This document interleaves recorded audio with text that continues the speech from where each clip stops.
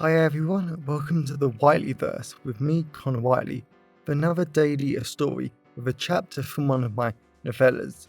Before I start today's chapter, please remember to like, comment and subscribe to the channel so you don't miss any new content, and the engagement really helps the Whiteley verse with the YouTube algorithm.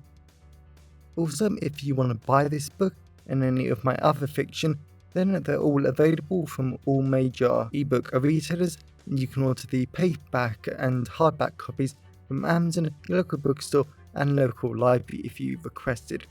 Also, if you want the AI generated audiobook, then you can get it from selected audiobook platforms and library systems like Kobo, Spotify, Barnes & Noble, Google Play, Baker & Taylor, Biblioteca and Overdrive. Now, here's today's chapter. I hope you enjoyed as much as I did writing it. Chapter 1. The 22nd of May 2023. Rochester, England. 2 deaths opened Betty's eyes to a victimized world.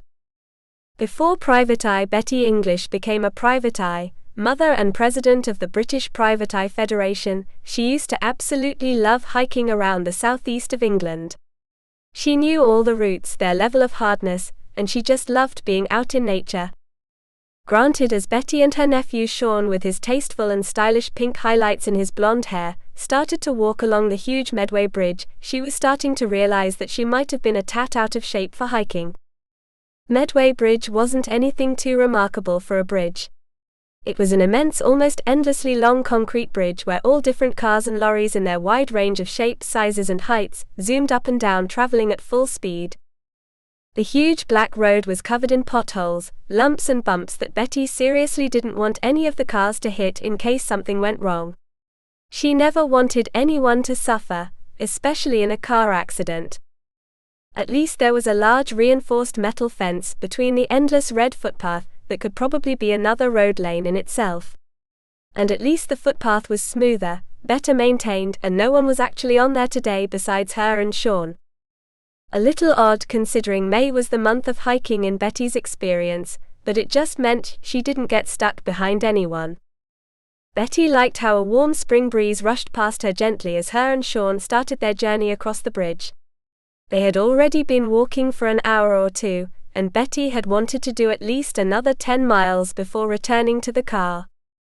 A large black convoy of SUVs rushed down the motorway bridge, and Betty wondered what they were up to.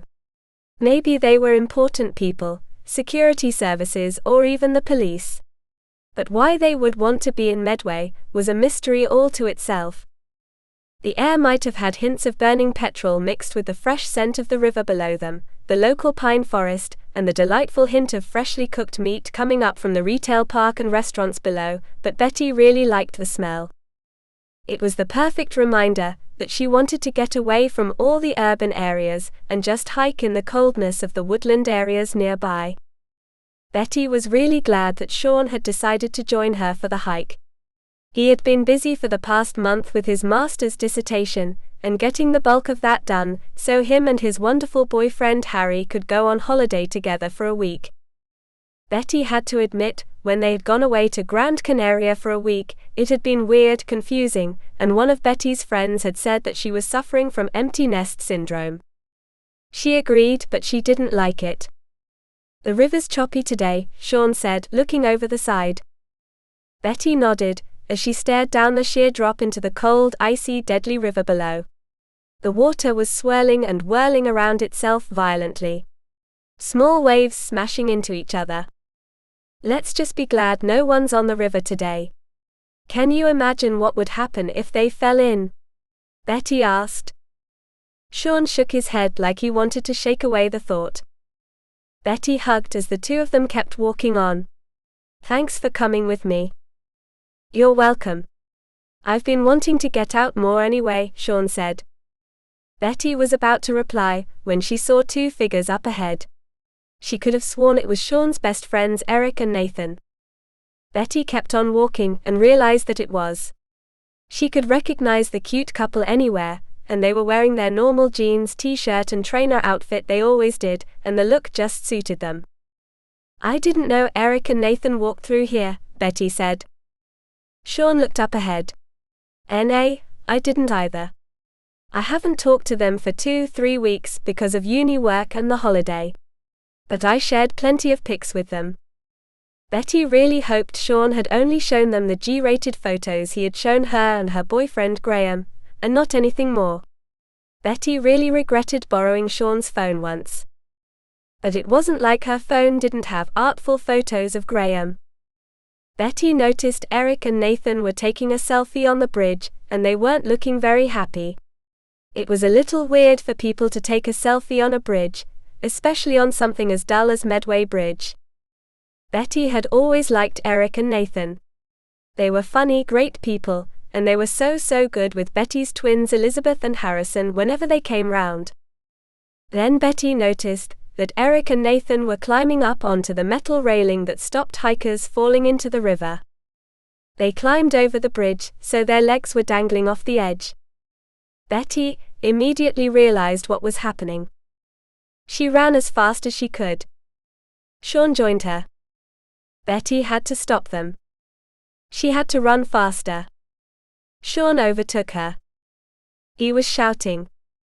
The couple shouted something to Sean. The couple jumped.